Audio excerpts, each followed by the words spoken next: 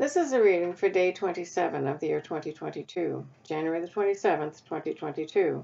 I'm reading from the New Living Translation of the Chronological One-Year Reading Bible. Today's scripture is from the book of Job.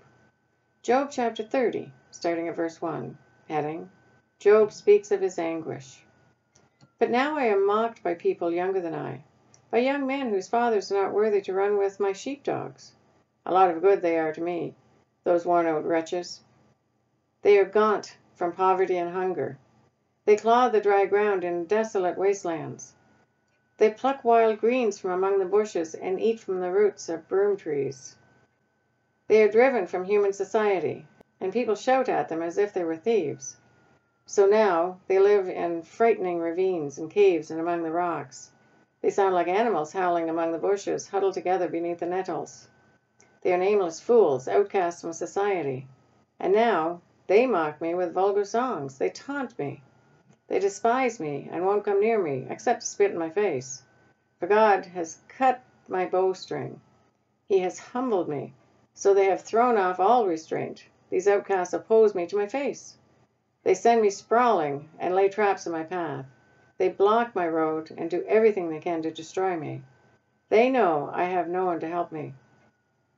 They come at me from all directions. They jump on me when I'm down. I live in terror now. My honor has blown away in the wind, and my prosperity has vanished like a cloud.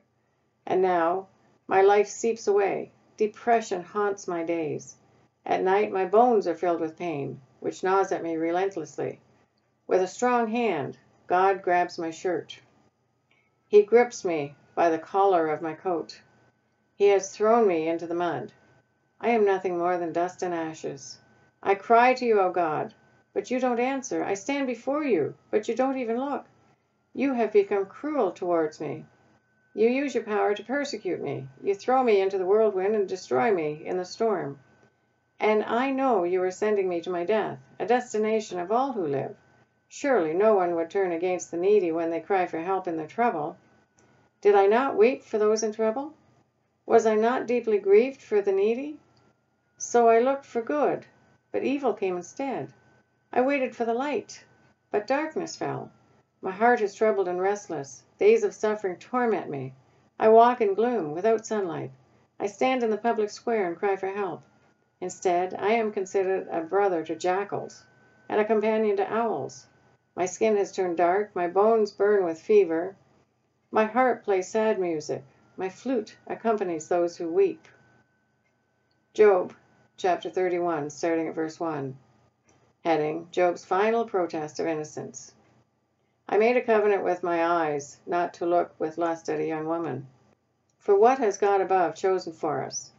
What is our inheritance from the Almighty on high? Isn't it calamity for the wicked and misfortune for those who do evil? Doesn't he see everything I do and every step I take?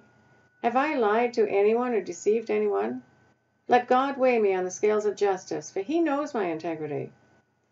If I have strayed from his pathway, or if my heart has lusted for what my eyes have seen, or if I am guilty of any other sin, then let someone else eat the crops I have planted. Let all that I have planted be uprooted.